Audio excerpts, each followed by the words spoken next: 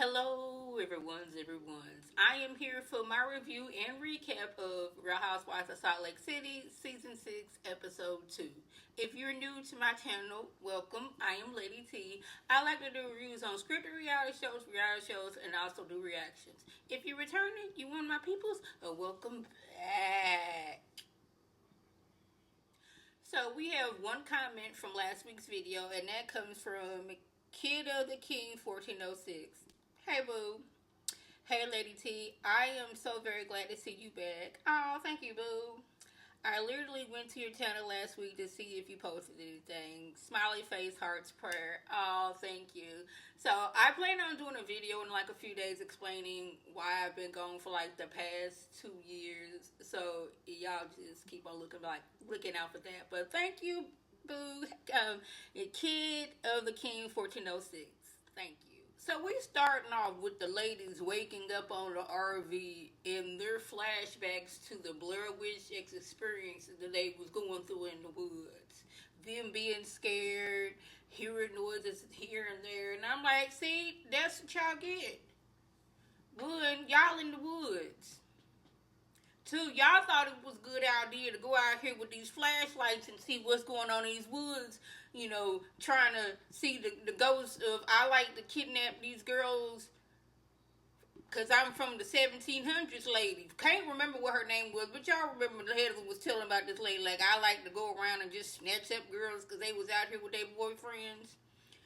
Now, question, was she just snatching up the girls, or was she snatching up the boys too? For what it sounded like, she was just snatching up the girls. And I was like, see, that's what y'all tell get out here investigating stuff. Curiosity killed the cat. But anyways, so they're waking up. They see a little, brief moose sighting. And I'm sitting there like, even though the moose was at a far distance, it was still too close to my comfort. Because I done seen some videos where the moose is just outside somebody's house and they, whatever happened, they just fighting each other. And it seemed like even though they are very big, it seemed like they can run very fast. And I'm like, see, this is why I don't do nature. The bugs of it all. The woods of it all. The wild animals of it all. But like y'all seem like y'all having yourself a good time. So hey, good for y'all, I guess. It's time to cook breakfast, and Bronwyn is looking like she don't know what she doing. Mary is judging her because she knows that Brahma knows that she don't know what she doing. So she telling Mary, girl, can you please get over here and have this lady help this lady with this steak over here? Because I don't want her to keep on cooking it and it's tough like leather. No. So you bring your tail over here and you get to cooking the steak like I want to, like I like it. I don't cook neither. And I'm not even going to attempt like I can cook. This doesn't seem like what Mary her thing is. Like, I know I can't cook, so I'm not even gonna pretend. So Brian put the spatula down and let Meredith handle the steak from now on. So as the ladies are eating their breakfast, Heather lets the ladies know that even though she is sad that her youngest daughter is going to be leaving for college, she is ready to have the house for herself. She is ready to be an empty nester. She was raised, and a lot of women in the Mormon religion were raised to be wives and mother. That's what you're supposed to do, wife and mother. Her ex-husband, he was the provider, and she was the one to raise the kids. Well, once they divorced, it was 100% her responsibility with the kids. She had to make sure they went to soccer practice. She had to make sure they went to cheerleading practice, go to the doctor, go to the dentist. And it has been exhausting on her. Meanwhile, ex-husband, he's the fun dad. He's the, I get to go stay with you over the weekend and we get to do whatever type of dad. And she is the disciplinarian one. And she's like, she is exhausted. She has put on a smile for her kids so they don't know how tired she is. But like, she's feeling like, she don't want to feel like a bad mama that they are finally leaving the nest. But it's like, now I can just breathe. I don't have another person that is depending on me, and she's feeling this guilt of like, I want you to go out into the world, and I'm gonna miss you, but I'm also glad that you were going out into the world, so I could just sit my tail down and relax, and not have to focus on you. Now, Brian, when she is having the different feelings. Hers are complete opposite. Her daughter Gwen graduated high school, and she was like, "Well, you can go ahead and let your boyfriend move in because I'm not ready for you to move out." And now I'm like, was the daughter talking about moving out, or is it that you was like, you see, you can have your little boyfriend come stay with us if you stay your tail at home?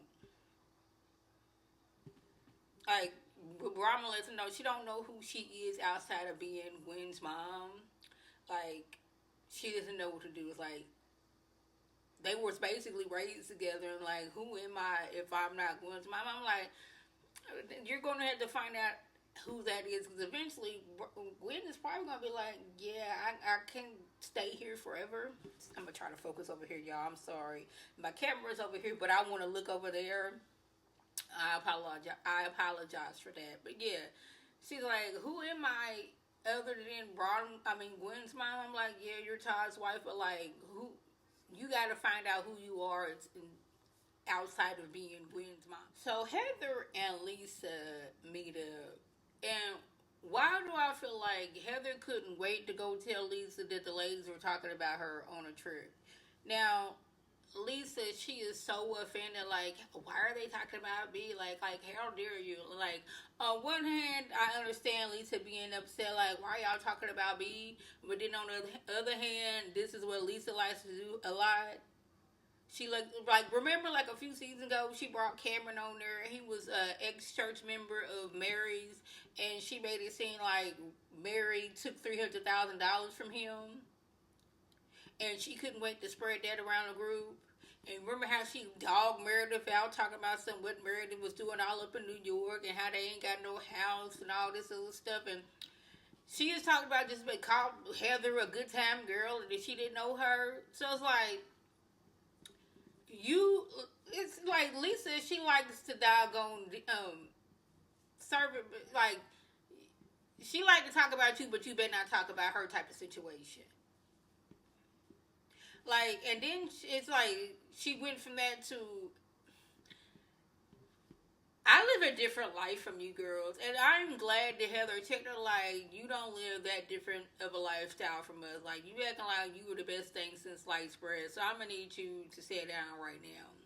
Now she crying because, like, nobody stood up for her, and they was discussing these lawsuits. But I'm like, that's what these shows do. They discuss what you got going on with your business. Was it you last season that was talking about Whitney and her selling those like jewelry she got it from AliExpress? I could be wrong because that was like a year ago, and I was like, I wasn't doing a video last season, so I'm wanting to say that's what happened. But like Lisa, she's that person. Don't bring up what I got going on in my life. I'm going to talk about you every which way from Sunday, but don't bring up what I got going on. But I do feel like Heather, she couldn't wait to run over there and tell Lisa what was going on, to let her know it was not me that said anything. I was standing up for you. Like, I have done everything in my power to be friends with you. And I'm not going to ruin that now. So I'm going to let you know who and what they was talking about, to let you know. So Whitney and Robin, they go to snowboarding, and they're discussing these lawsuits that Lisa has going on. And Whitney is trying to figure out why Lisa got so much to say what's going on with her business when you got all these, like, my company's failing because, what it seemed like they were saying that Whitney was running an MLM.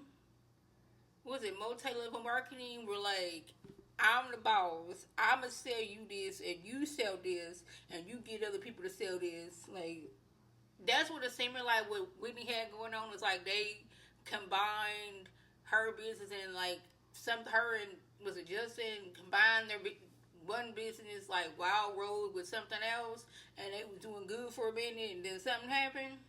But her thing is like, yeah, I got that going on with my business, but you got these lawsuits out the wazoo, so what's going on there?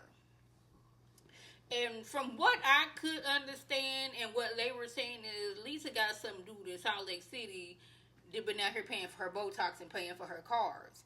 Now, y'all know a few years ago, Whitney, she was the one saying, wasn't it Whitney? I'm wanting to say it was Whitney, was saying that, Lise was out here doing some strings to get these tickets to the Utah Jazz. Was it the Utah Jazz? It was some team. She was doing something strange, to get these tickets. I'm not saying she did because, like, I don't care what these girls got going on. Excuse me. But yeah, like, you over here discussing what I got going on, what the streets are saying that you was out here doing all this to get your Botox and get your lips done. Mm-hmm. Yeah, we're talking about what I got going on. I'm like, well, Lisa's gonna find out about this, and Lisa's gonna get mad because it's got Whitney and Broadway teaming up against her. Oh yeah, she gonna be mad. So we have a scene with Mary and Robert Jr. and he's still in recovery and he's still having highs and lows. But Mary lets him know you gotta take this one day at a time. And I really, even though these scenes between Mary and Robert Jr. are very sad, I love that Mary lets him express himself and she does not judge him. He says that he is no longer in a dark place. And Mary lets him know that you have been doing these certain activities for some years now, and it's going to take some time to get back to the old you. And I think it's good that Robert Jr. is no longer hanging out with the people he was partying with before. Because, if you're still hanging around those people, there's a good chance that you're going to go fall back into those old ways yourself. But I don't think it's good that he is. It's good he's isolating himself from those people, but isolating himself from everyone is not a good thing. And I'm glad that Mary let him know these things. I wouldn't say she was coddling him, but she was like being calm, letting him state how he feels, and like her and Robert Sr. were letting him know, we can't do this for you. You have to do this for yourself. But it seemed like he is no longer doing the hard substances. It's like he's just smoking the grass, and which is causing him to eat a lot. Now, I'm not saying that that's better or worse, but it seems like you're not doing the hard stuff, which is good. But, like, maybe, get him into some therapy, maybe. But these scenes with Mary and Robert Jr., she is calm with him. She is patient with him. She's letting him know, I am here for you, But you isolating yourself from everybody is not good. And this is going to take some time. You were doing this for a long time, and you're not just going to just snap and be done with it in a day. It's just going to take time. But, like, I do really appreciate these scenes with Mary and Robert Jr. Don't know what Robert Sr. is. I don't know if he don't want to be on the show no more, but we ain't seen him in, 3-4 seasons? So, the ladies meet up with Ms. Head Socialite Lady at Salt Lake City's house. Apparently, she's doing, the best of the best of the best of the parties. And Bronwyn, she could not wait to run over there and let Lisa know, Angie was over here comparing you to Jen Shaw. I just want to let you know I have your back. She is, like Heather, doing everything in her power to be friends with Lisa. And I just think it was funny that, Brittany didn't explain how, Angie did say she misspoke. She didn't bring that up. But anyways, Lisa talking about Bronwyn, she's not even a lawyer, so how she can even bring up my case? I don't even think she went to college. And I was like, whether she was a lawyer or not, that does not mean that she can't bring up what you got going on with your business and these lawsuits that you allegedly have going on. That's all over, the news in Salt Lake City, and her bringing it up, it's not only lawyers can bring up what somebody got going on as a lawsuit. Didn't you be bringing up other people's stuff got going on? I'm just sitting there looking really? Oh, okay. This is, but, I just loved how Bronwyn was you got all this attitude for, Angie, bring this to me because I am the one who has something to say about you. Don't bring in, Angie into this. And I like that Bronwyn was standing 10 toes down with Lisa, and she didn't let Angie like take the fall for what she said. She was like, "Yeah, I brought it up. I said, and I say it again. I'll say it to them, and I'll say it to you." And I don't think Lisa was ready for that. See, y'all, I don't think Lisa was ready for what Bronwyn was giving her. Cause Lisa is over here trying to shade Bronwyn about what she be doing with her husband. Like Brown was out here with some random Bronwyn was out here with some random man. I'm like, that's her husband, and Bronwyn hits her with a yes, I do those things. That is my husband, and yes, he pays for my clothing. But what are you doing? And Lisa was looking like, I didn't expect you to like admit to it. And Brian was like, yes, I like doing it. Whitney, do you? And Whitney's like, yeah, I like doing it. And I'm like, you're not really it to me. It wasn't really shady what Bronwyn and her husband do behind closed doors because that's her husband. It ain't like she's meeting up with some random man. So I think once like Bronwyn was admitting like, yes, that's what I do, and like when the American Express bill comes, I gotta do something so you know get the scent off of what I done. So I gotta go over and do some things with my husband. And Lisa was not ready. I don't think she was ready for Bronwyn to admit that. So this kind of like knocked Lisa off a bit, so she didn't know how to recover. And every time Lisa said something, Bronwyn would hit her with a, "But are you paying your bills? Are you paying your bills? I don't know. Maybe you should be putting your finger in my face. Maybe you should focus on paying your bills and paying it in cash. How about you do that?" And she was being calm about it, and I think that was even more throwing Lisa off because Bronwyn wasn't getting hype. So it's like, no, I want you to be mad, but you're being calm, and now I'm mad about it. And like I said, she wasn't ready for it. And it was like, are you paying your bills? Does your husband know that you're getting this money from this man? Because it seemed like this dude, maybe I should have looked more into what was going on, but I was more focused on what they were saying. It was like, I'm not saying it's true, but it's looking like in this lawsuit, this man was paying for the things that you like. Now, y'all remember last year?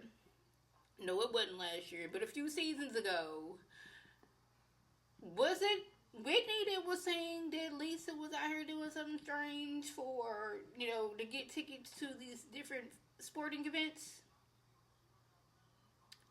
And Lisa could not take it because every time Bronwyn would say something, Lisa would be like, "That's not true. That's not true." It's like she's getting mad because one, it's seeming like what Bronwyn was saying is true, and this was upsetting Lisa, and she didn't know how to recover. Maybe that's just me. That's how I felt about the scene. I also cracked up when Lisa went to hug Mary, and Mary was like, "What's up?" Like, girl, I don't like you and you don't like me, so why are you even come over here pretending? But I do like that, like, Mary, even though that she does not like you, she can still sit around you. She gonna clown you and throw shade at you and basically tell you ain't nothing, but she'll still be around you. So y'all, that was the gist. If I left anything out, by means, leave a comment below. Feel free to like, comment, subscribe, and share this with your people, and tell their people to come over and be one of my peoples. And this is Lady T signing off. Have a good one.